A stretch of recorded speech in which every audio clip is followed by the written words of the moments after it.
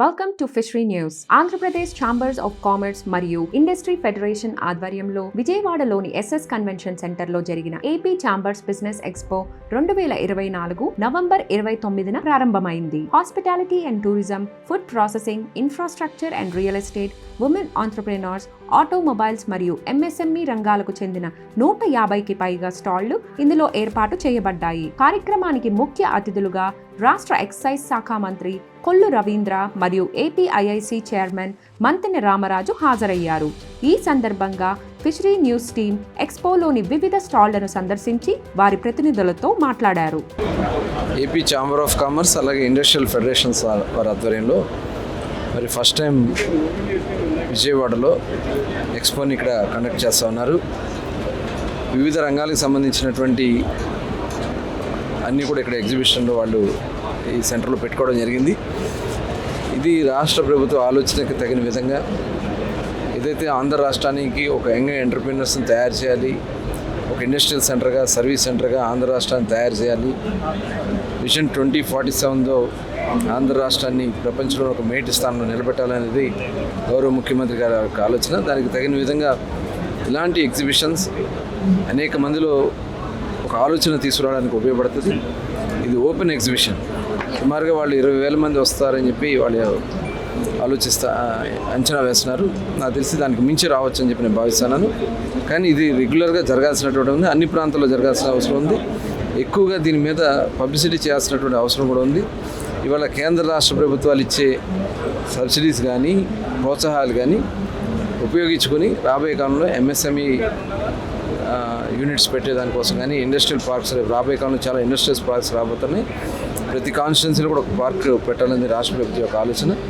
దీనికి అలాగే మనకి రెన్యూబుల్ ఎనర్జీ కానీ ఇవన్నీ కూడా రేపు చాలా వినూత్నమైనటువంటి ఆలోచనతో ముందుకెళ్తున్నాం. అందరూ కూడా వచ్చి సద్వినియోగం చేసుకోవాలని కోరుతాం. Thank you sir, thank you very much. And Ramaraju గారు, మీరు రెండు మాటలు. చాలా సంతోషం అమ్మా. ఈరోజు ఏదైతే మనకి సంబంధించి విజయవాడలో ఏదైతే బిజినెస్ ఎక్స్పో పెట్టడం జరిగింది, దీనిలో భాగంగా ఈరోజు దీపక్ నెక్సన్ గ్రూపు, ఐఫీడ్ వారి సంస్థ యాజమాన్యం, సుబ్రహ్మణ్యం గారు ఎండి గారు కానీ వారు కుటుంబ సభ్యులు అంటే ఫ్యామిలీ మెంబర్స్ అందరూ, బిజినెస్ పార్ట్నర్స్ అందరూ కూడా చక్కగా ఒక స్టాల్ పెట్టడం జరిగింది. ముఖ్యంగా ఈరోజు మన భారతదేశంలో 13 లక్షల టన్నులు పండుతూ ఉన్నాయి. 13 లక్షల టన్నులు పండుతున్నటువంటి ప్రదేశంలో ఆంధ్రప్రదేశే సుమారుగా 70-80% పంటను పండిస్తూ ఉంది. అంటే సుమారుగా 9 లక్షల టన్నులు పండిస్తూ ఉంది. కానీ కన్జంప్షన్ చూస్తే ఇండియాలో పెద్దలు చెప్పినట్టుగా 50,000-60,000 మాత్రమే ఉంది. ఈరోజు భారతదేశంలో ప్రతి ఫ్యామిలీ కూడా ఒక నెలకి 1 కేజీ రొయ్యలు తింటే మన పంట మనకే సరిపోతుంది.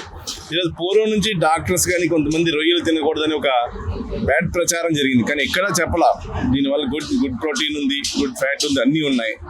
ఈరోజు ఈ సంస్థ వారు ఈరోజు చూసాం ఫ్రాన్స్ బిర్యానీ కానీ రెడీ టు కుక్ చేయడానికి ఏదైతే సంబంధించిన ప్రొవిజన్ ఫ్రాన్ తీసుకొచ్చి బ్రెడ్గా ముసులుతో ఎన్నో రకాలుగా వెరైటీస్ చేసి ఈరోజు ఈ స్టాల్లో చూపించడం జరుగుతూ ఉంది. అందరూ కూడా తినడం కూడా జరిగింది, నేను కూడా తినడం జరిగింది.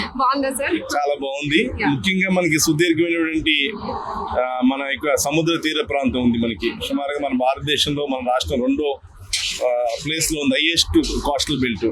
ఇక్కడంతా కూడా అక్వాకి సంబంధించి రైలు కానీ చేపల చెరువులకు కానీ అవకాశాలు ఉన్నాయి. దాన్ని వాల్యుయేటెడ్ ప్రొడక్ట్ చేయడానికి already exports Deepak groups start చేసింది.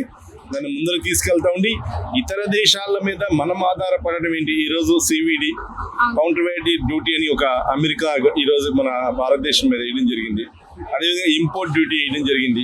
సుమారు 9% కట్టి మనం అక్కడ పంపవలసి వస్తూ ఉంది.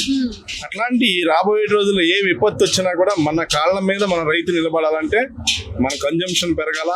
గ్రామ స్థాయి నుంచి ఈరోజు చూస్తున్నాం మనం ప్రతి గ్రామంలో మద్యం కావాలంటే ప్రతి బెల్ట్ షాపుల్లో అన్ని చోట్ల దొరుకుతూ ఉంది. భారతదేశం అంతా దొరుకుతూ ఉంది. తినేటువంటి ఏదైతే ఆ మనిషికి ఆరోగ్యకరమైనది ఏదైతే ఉందో, అవసరం ఉందో, అది మటుకి కింద గ్రౌండ్ లెవెల్లో ఒక పక్కన కేంద్ర ప్రభుత్వం కానీ రాష్ట్ర ముఖ్యమంత్రి చంద్రబాబు నాయుడు గారు కానీ దృష్టి సారిస్తున్నారు. దాని గ్రౌండ్ లెవెల్ వరకు కూడా భారతదేశం అంతా కూడా మన ఎగుమతుల మీద ఆధారపడకుండా మనమే డొమెస్టిక్గా కన్జ్యూమ్ చేయడానికి ఇలాంటివన్నీ చేస్తే ఇంకా అవకాశాలు పెరుగుతాయి. ప్రస్తుతంగా ఇలాంటి కార్యక్రమం చేసేందుకు దీపక్ నెక్సన్ గ్రూప్ వారిని ప్రత్యేకంగా అభినందిస్తున్నాం. రాబోయే రోజుల్లో ఇక్కడే కాదు స్టాల్స్ ఏ స్టేట్లో పెట్టినా కూడా వీళ్ళు పాల్గొంటా ఉన్నారు. ఆ పాల్గొన్నటువంటి వ్యవస్థ తీసుకెళ్లి మొత్తం ఇండియా అంతా కూడా గ్రౌండ్ లెవెల్లో ప్రతి గ్రామంలో ప్రతి పల్లెల చివరి భాగం వరకు కూడా మన రొయ్యలు చేపలు వెళ్తే ఇక్కడ రైతాంగం బాగుంటారు. అది మీద దృష్టి సారించాలని కోరుకుంటారు. అదే సార్, మా ఫిషింగ్ న్యూస్ కూడా ఏం కోరుకుంటుందంటే ఇలా చికెన్ స్టాల్స్ ఉంటున్నాయి, ప్రతి గల్లీలో వస్తుంది. అలాగే ఫిష్ కూడా ప్రతి చోట ఉండాలి. అట్లీస్ట్ ఏరియాకి ఒకటైనా ఇలా ఫిష్ స్టాల్స్, మార్కెట్స్ లాగా కాకుండా ఏదో ఒక్క మార్కెట్ పెట్టి ఇది అలా కాకుండా ప్రతి చోట ప్రతి ఏరియాకి ఒక స్టాల్ లాంటిది పెట్టి కానీ చికెన్ స్టాల్స్ ఎలా, I mean chicken and mutton stalls ఎలా విరివిగా ఎక్కడ చూసినా కనిపిస్తాయి మనకి. కానీ ఫిష్ స్టాల్ అనేది అందుబాటులో ఉండట్లేదు. మనకి ఫర్ ఎగ్జాంపుల్ ఒక 100 grams మీట్ కనుక తింటే ఒక మటన్ 15 hours కానీ డైజెషన్ అవ్వదు. అదే చికెన్ వచ్చేటప్పటికి 10 hours కానీ డైజెషన్ అవ్వదు. ప్రాన్ అయితే 2 hours లో డైజెషన్. అదే ఫిష్ అయితే 1 hour లో అవుతుంది. కాబట్టి ఈజీ డైజెస్టబిలిటీ ఏది ఉంది దాన్ని మనం కొనుక్కుని తినాలా. ఈ రోజు దాన్ని మానేసి మనం లేనిపోయిన అన్ని తెచ్చుకుంటా ఉన్నాం. అంటే ఎవరిని విమర్శించుకోకూడదు. ప్రతి వ్యాపారంలో వారి యొక్క ఉంటాయి, ఇబ్బందులు ఉంటాయి. కానీ రైతుకి సంబంధించి అత్యధికంగా ఈ రోజు రైతులు పండించే పంట మంచి పంట ఉంది, గుడ్ ప్రొడక్ట్. కాబట్టి ఈ రోజు అమెరికా మన దేశం మీద ఎన్నో కంట్రీలు కొంటా ఉంది, చైనా కొంటా ఉంది, రష్యా కొంటా ఉంది, జపాన్ కొంటా ఉంది. అన్ని దేశాలు కూడా గల్ఫ్ కంట్రీస్ అన్ని కూడా మన దేశానికి ఎగుమతి అవుతుంది. వారు తినడానికి మంచి ప్రొడక్ట్ అయినా మన వాళ్ళకి ఇబ్బంది ఉంది. అందరూ తింటేనే కదా దానికి వాల్యూ వచ్చేది.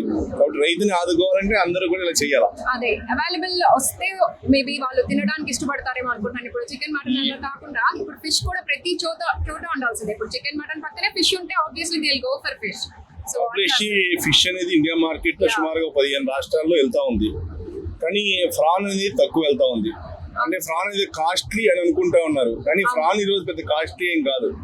ఈ రోజు వంకాయలు కొంటే 40 రూపాయలు 50 రూపాయలు పెట్టుకుంటున్నారు. ఏదైనా బెండకాయ కొన్నా 50 రూపాయలు 60 రూపాయలు కొంటున్నారు. అది ఎంత ఒక 10 రోజులు 20 రోజుల్లో వచ్చేటువంటి క్రాప్. అదే క్రాప్ స్టార్ట్ అయ్యాక తయారవడానికి. ఇది అట్లా కాదు, సుమారుగా 150 రోజులు క్రాప్ ఉంటుంది. ఫిష్ అయితే 300 days ఉంటుంది. నర్సరీ కానీ ఎక్కేస్తే ఫిష్ ఇంచుమించుగా 450 days ఉంటుంది. ఈ నర్సరీ కానీ స్టార్ట్ చేస్తే 150 days ఉంటుంది. కాబట్టి ఇది ప్రోటీన్ ఫుడ్. జనరల్ గా ప్రోటీన్ ఫుడ్ అనేది ఇవరకు సీ మీద మనం ఆధారపడి ఉండేవారు. సీ క్యాచింగ్ తగ్గడం కానీ కన్జంప్షన్ కూడా అన్ని చోట్ల భౌగోళికంగా అన్ని చోట్ల పెరగడం ద్వారా ఈరోజు అందరికీ అవసరం ఉంది. ఈ ప్రోటీన్ ఫుడ్ ఏదైతే ఉందో దీనికి కన్జంప్షన్ పెరగాలంటే మా సుబ్రహ్మణ్యం గారు లాంటి దృష్టి పెట్టి ముందర తీసుకెళ్ళాలని కోరుకుంటున్నాం. Thank you sir, thank you very much for your time.